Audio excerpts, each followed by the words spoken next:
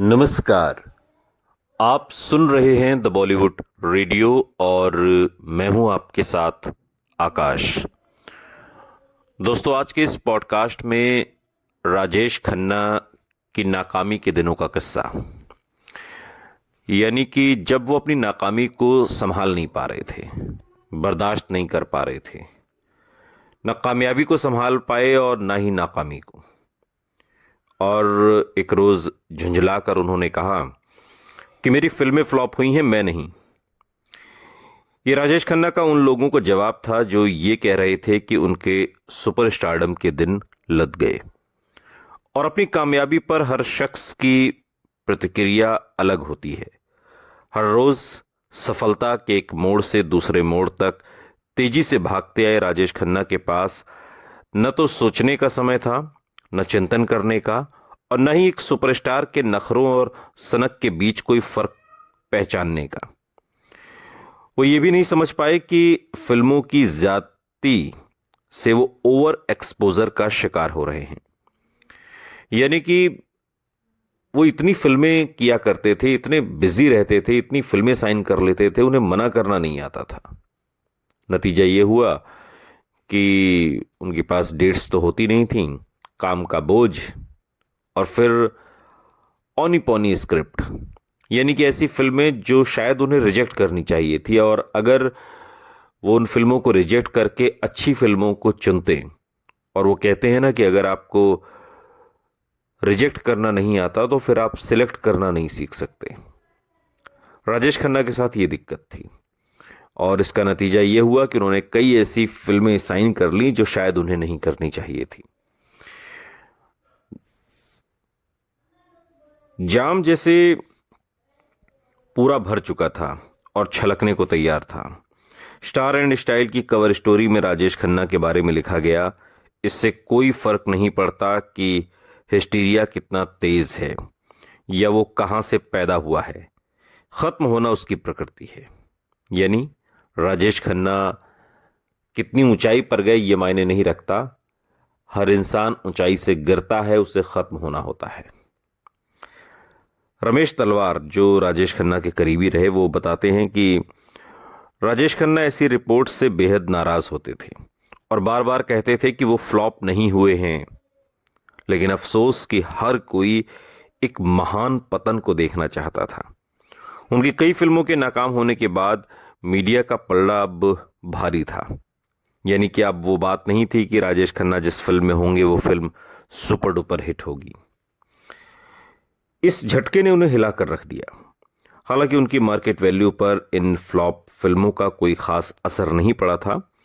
ये सिर्फ कुछ खराब फिल्में थीं जिन्हें दर्शकों ने नकार दिया था। वो अभी भी नंबर 1 स्टार थे, मगर पिछले 2 साल से चला आ रहा अपराजेय वाला जो तिलिस्म था वो अब टूट गया था।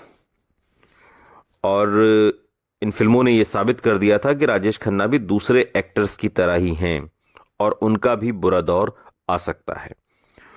और इस बात ने राजेश खन्ना को डरा दिया था। उन मुश्किल दिनों को याद करते हुए राजेश खन्ना की गर्लफ्रेंड रही अंजू महेंद्रू ने स्टारडस्ट को दिए अपने एक इंटरव्यू में कहा था, राजेश खन्ना के साथ रहना बहुत मुश्किल होता जा रहा था। वो बहुत मूडी, गुस्सैल और चिड़चिड़े हो गए थे। वो हमेशा तनाव में रहते थे और अचानक मिली सफलता को वो पूरी तरह से समझ ही नहीं पाए थे। और फिर फ्लॉप फिल्मों की बाढ़ ने उन्हें झटका दे दिया। कामयाबी ने उन्हें एक सिंहासन पर बैठा दिया था।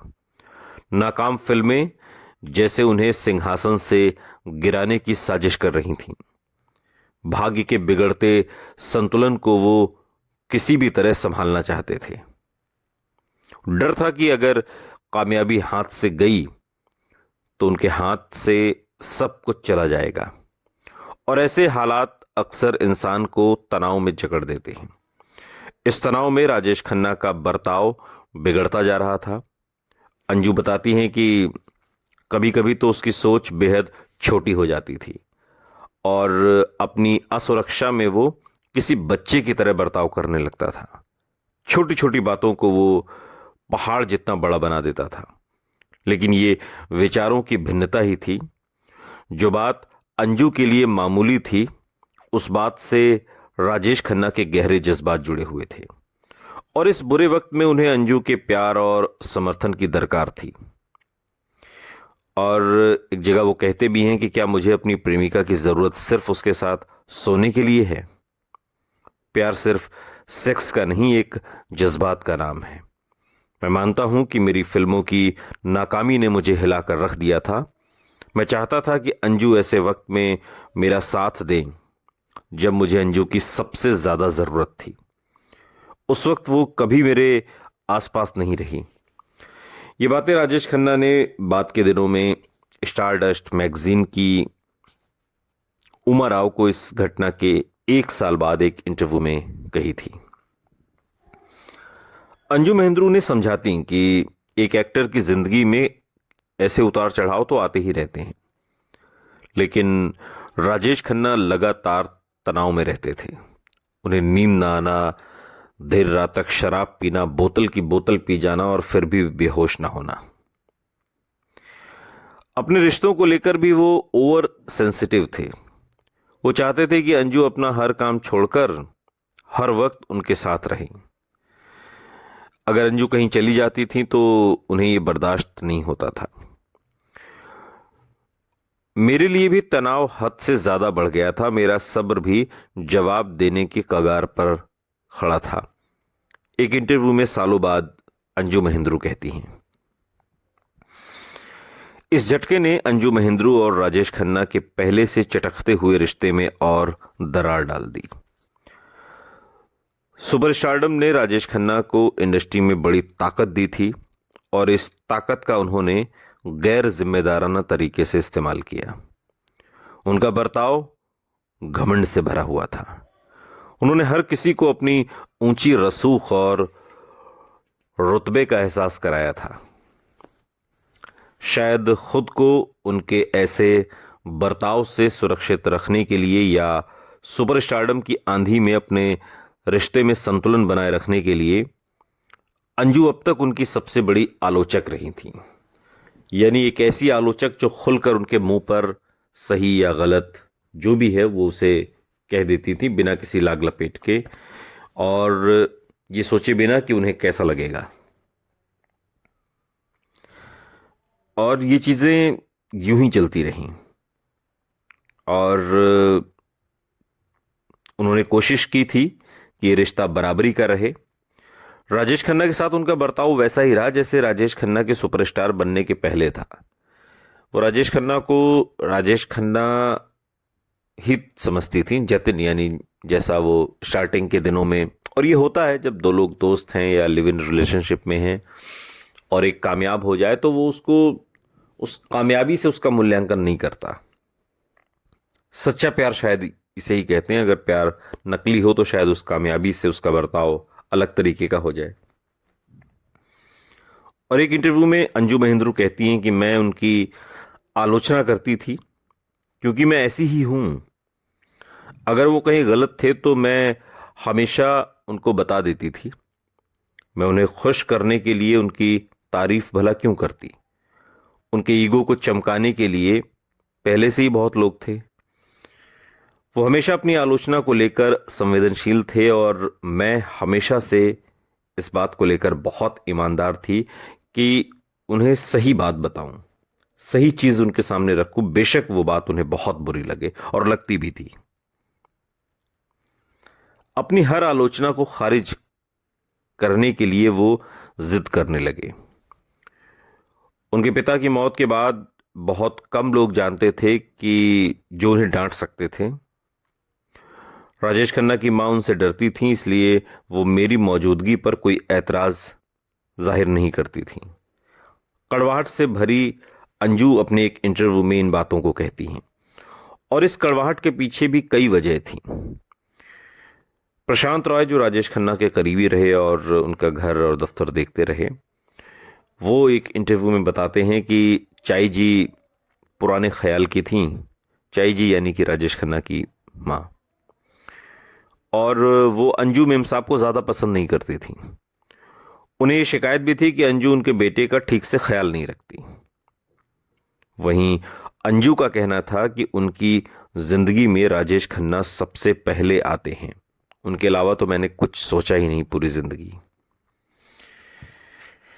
वो कहती हैं कि मैंने चाई जी को राजी करने की काफ़ी कोशिश की, मगर शुरुआत में वो मुझे पसंद नहीं करती थी। वो एक पुराने ख्यालों वाली पंजाबी महिला हैं और जिन्हें खुश रखना बहुत मुश्किल है। मैं उन्हें पसंद नहीं थी और ये बात मैं जानती थी। आप समझ सकते हैं कि कैसा लगता है जब आपको नापसंद किया जाता है और फिर भी आप रहें, काम करते रहें अपना।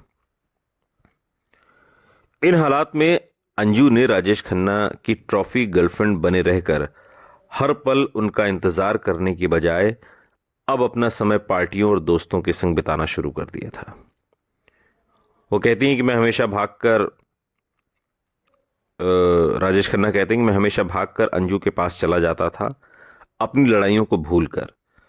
हर बार ही मैं ही उसे फ़ोन करके माफ़ी भी मांगता था और झगड़ा ख़त्म करने की पहल करता था।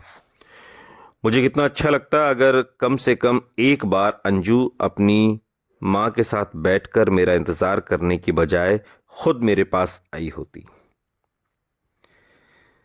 राजेश खन्ना के बयान से एक बात तो साफ है कि सुपरस्टारडम के बावजूद उनके इस रिश्ते में शक्ति का संतुलन उनके पक्ष में नहीं झुका था। यानी कि इतना बड़ा सुपरस्टार होने के बावजूद भी वो एक होता है ना लवर बॉय, एक आशिक की तरह सॉरी बोलना और फिर रिश्ते को मैनेज करना, वो ये सब कुछ कर रहे थे। अंजू को लेकर उनके अंदर जैसे एक जुनून सवार था। अंजू के अलावा उन्हें कोई दिखाई नहीं देता था। वो कहते हैं कि पूरी दुनिया मेरे पीछे थी और मैं उसके पीछे था। वो अंजू के आने जाने पर नजर रखने लगे। नाकामी से बौखलाए राजेश खन्ना हर समय उनका सहारा चाहते थे। अंजू पास नहीं होती थी तो वो बेचैन हो जाते। बात के दिनों में कहते हैं कि मैं कितना बड़ा बेवकूफ था, अपनी प्रेमिका के लिए मैं इतना नीचे गया कि अपनी ही नजरों में गिर गया। शायद यह आत्मसम्मान खत्म होने का एहसास था जिससे वो उन दिनों गुजर रहे थे। वो हालात अपने नियंत्रण में करना चाहते थे, लेकिन कम से कम इस रिश्ते में तो हालात हाथ से निकलते हुए लग रहे थे। राजेश खन्ना के ज्यादातर इंटरव्यूज भी उनकी फिल्मों के डायलॉग की तरह बहुत नाटकीय हुआ करते थे, अगर आपने उनके इंटरव्यूज देखे हैं या सुने हैं। और अंजू के साथ अपने नाकाम होते रिश्ते को भी उन्होंने किसी थिएटर के सीन की तरह बयां किया। राइटर हैं बनी रूबेन, उनको एक इंटरव्यू दिया राजेश खन्ना ने सालों बाद और बड़े ही ड्रामाई अंदाज में कहा कि एक लव अफेयर सबसे पहले दिल के अंदर टूटता है। अगर मैं अंजू और अपने रिश्ते में आई दरार की बात करूं तो मुझे वो रात याद आती है जब मैं नाकामी से जूझ रहा था। मेरी हालत ख़राब थी। उस रात एक पार्टी थी जिसके बारे में मैंने कहा था कि हम दोनों अटेंड करेंगे। हर किसी को अपने साथ खाने की एक डिश लानी थी उस पार्टी में, उसकी थीम ऐसी थी। अंजू ने दाल गोश्त बनवाया था। तनाव में डूबे राजेश खन्ना ने उस शाम जल्दी शराब पीना शुरू कर दिया। पार्टी में जाने का उनका मूड नहीं था। उन्होंने अंजू को अपने दिल की बात बताई और कहा कि मैं बाद में जब याद करते हुए उन्होंने कहा कि मैं बुरी तरह परेशान था। मैंने उसके कंधे पर सिर रखा, उसके गले लगकर रोना चाहता था, अपनी आत्मा का बोझ हल्का करना चाहता था। मैंने उससे कहा कि तुम दाल गोश्त किसी और के हाथ भिजवा दो, तुम यहीं रुको मेरे साथ। लेकिन उसे मेरी परवाह ही कहाँ थी। मेरे सामने वो खाना लेकर पार्टी में चली गई। मुझे लगता है कि यही वो पल था जब उसके साथ मेरा प्यार भी उसी दरवाजे से बाहर चला गया। ये तमाम बातें राजेश खन्ना ने अपनी पहली गर्लफ्रेंड अंजू महेंद्रू के लिए कही थी। सुनते रहिए द बॉलीवुड रेडियो, सुनता है सारा इंडिया।